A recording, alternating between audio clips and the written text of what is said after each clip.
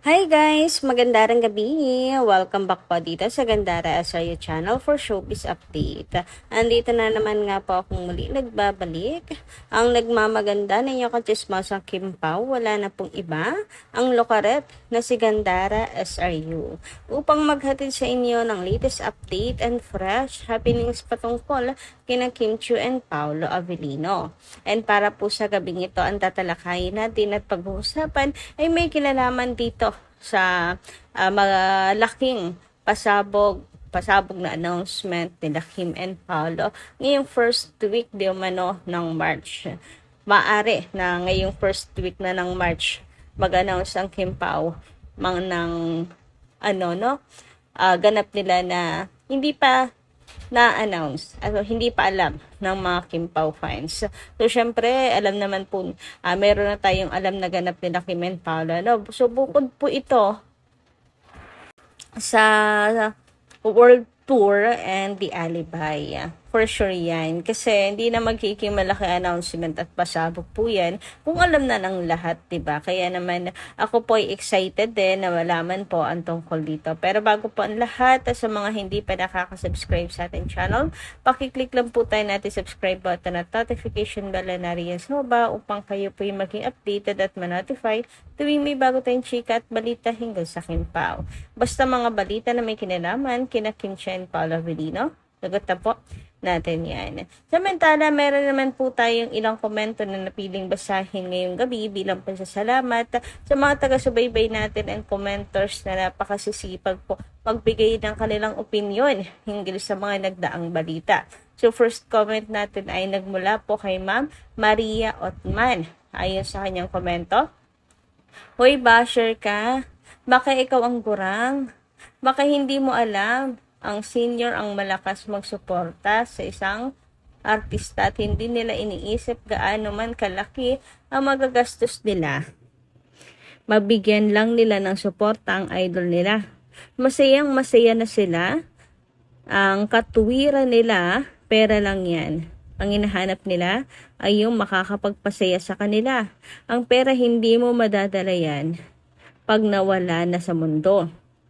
Ang mga supporter, lalo ang mga senior, malaking tulong sila sa career ng isang artista. Yung ibang mga artista, nagiging instant ang yaman nila dahil sa mga supporter.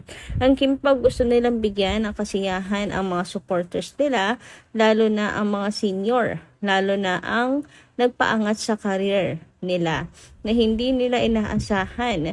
Kaya ikaw na basher ka, huwag mong nilalait ang mga supporter ng Kim Pao ay mga gurang na.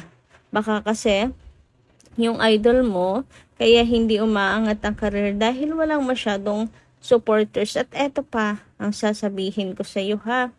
Pag walang Kim Pao sa showbiz industry ay boring. Bakit ko nasabing boring? Kasi walang lalabasan na bashers. Tahimik. O di ba boring? Sinong ibabash mo kung walang Kim Pao? Di yung idol mo na mapanglait, kasama ka na doon. Kaya yung bibig mo, mag-ingat-ingat ka sa pangbabash. Baka mabilaukan ka, matauhan ka. Grabe nga naman po kasi sa word na gurang. Nung pati ako nasaktan, nagmamaganda na nga po ako dito, tatawagin nyo namang gurang. Ay, hindi maaari. Hindi maaari yung boses na to. Boses palang pakinggan mo, gurang na. Grabe nga yun. Saka wag po nilang underestimate po ang mga seniors. Ayan, wag po silang bad sa mga seniors. And dun pa lang sa walang respeto sa mga nakatatanda, sa mga seniors. Alam mo na talagang bulok ang pag-uugali, di ba? Isa po yan sa mga senyales kapag hindi marunong gumalang sa mga matatanda. Kung makapagsalita ng gurang ay wagas. Yung nanay kaya nila at yung lola nila ang tawagin gurang. Ewan ko na lang kung hindi sila masaktan. Anyway, let's move on naman po at pag-usapan ng komento ni Ma'am Annalyn Hiccup. Maganda ng gabi, Ma'am Annalyn. Shout out sa'yo. And ganoon din pala, Ma'am Maria Atman, ha?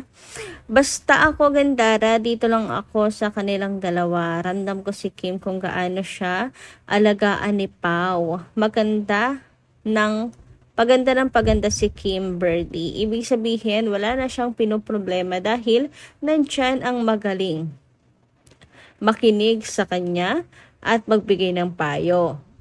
Basta love na love ni Paulo si Kim. Basta masaya ako sa kanilang dalawa. Wala na akong pake sa mga sinasabi pa ng iba. Kim Pao lang sapat na sa akin. And sa true, sobrang blooming ni Chinita Princess, hindi po siya tumatanda. Pabata ng pabata yung aura ni Kimi. Sa totoo lang po.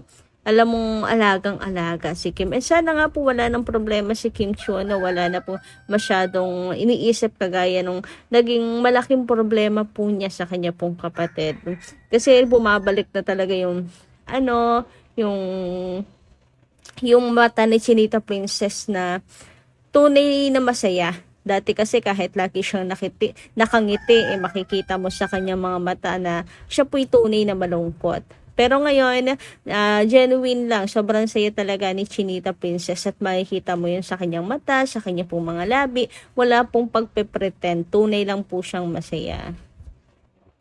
And kanina nga po sa Showtime, grabe, pinupuri na naman nga po si Kimi kasi talaga naman pong bagay na bagay sa kanya yung kanya pong suot, na white. Kasi linis po ng kanyang pagkatao. Talagang sumisimbolo lang po sa kanya, Anyway, dumako naman po tayo ngayon sa comment ni George Wong. Shout out po sa inyo at magandang gabi. Sa fit check, nakabantay na si Pao kay Kim kasi si X nagkakalabuan na sila, but Kim trying to fix, but kaya si Pao ang nagbabantay na kay Kim. Pao love Kimi. So actually, hindi lang po during fit check, talagang lagi pong nakatingin si Pao at nakabantay po kay Chinita Princess. Even before pa, pagkalipat pa lang po niya ng Showtime, makikita nyo naman na lagi po siyang may mga videos, mga naka-compilation na mga videos niya na may pagnakaw tingin talaga siya kay Chinita Princess. So, may lihim. Alam niyo yung matagal niyang nililihim at tinatago sa kanyang damdamin. Siguro no mga time na yun, iisip ni Pao hanggang pangarap na lang talaga niya, hindi. Ang maganda dito kay Pao, hindi rin po siya gumawa ng anumang aksyon para sirain po ang relasyon ni Kim sa naging ex niya. 'Di ba? Kahit pa may malaki po ang pagkagusto niya dito. Very good ka dun, Pao. Kaya naman botong-boto talaga sa iyo ang mga Kim Pao fans Samantala, pag-usapan naman natin itong pag-aalala nga po ni Paolo Avellino sa fellow Filipinos po natin in the Middle East. Ito nga't nagpabatid po ng kanyang concern sa atin pong mga fellow Filipinos na apektado po ng giyera. And sabi nga dito, si Paulo lang talaga yung very nonchalant na tao at tahimik, pero pa nagsalita naman at nagparamdam napaka makahulugan ng mga sinasabi. Meron lang yan siya, minsan lang siya mag-post, pero kapag nag-post naman, grabe talaga. Gets nyo na yan. Keep safe, everyone. Kim Chiu Julius fan meet. Yes po, totoo si Paolo Avellino. Nonchalant pero kasi si Pao talagang seryoso sa buhay. Alam mo yon. Kaya talagang yung mga lumalabas din po sa kanyang mga bibig, napaka makahulugan. Kaya nga hindi rin po siya para social media, ganyan. Kasi si Pao, napaka-seryoso. Baga ay yung mga pagpo-post naman na yan ay hindi naman importante, 'di ba? Kaya nga gumawa po siya ng Discord para po sa Kim Pao family. Exclusive for Kim Pao fans lang talaga. So yun lang, yun yung importante po sa kanya. Huy, tayo pala yung importante kay Paolo Avellino. Grabe naman yun. Charot. Anyway, ayun na nga. Ganun po ang personality ni Pao. Grabe, talagang minsan lang mag-post pero may laman, malalim. Kapupulutan ng aral, full of wisdom, talaga at napaka makahulugan. Ganyan po kalalim si Paolo Avellino. Anyway, dumako naman nga tayo dito sa update ni Sir EJ. Ayan, Eric Jen Salud. Sabi niya rito, grabe, ang ganda ng story ng new teleserye nila. Ito yung minamanifest nila. Can't wait na mag-roll na. So, sino kaya ang tinutukoy niya dito? Ay na po, sana Kim Pao na. Pero teleserye yung sinabi niya, kakatapos lang naman po ng series ng Kim Pao, diba? So, kung may project man ng Kim Pao, mostly movie. Ayan, pero siguro sa sobrang demand ng Kim Pao, teleserye, baka sana po, sana nga ay teleserye para sunod-sunod yung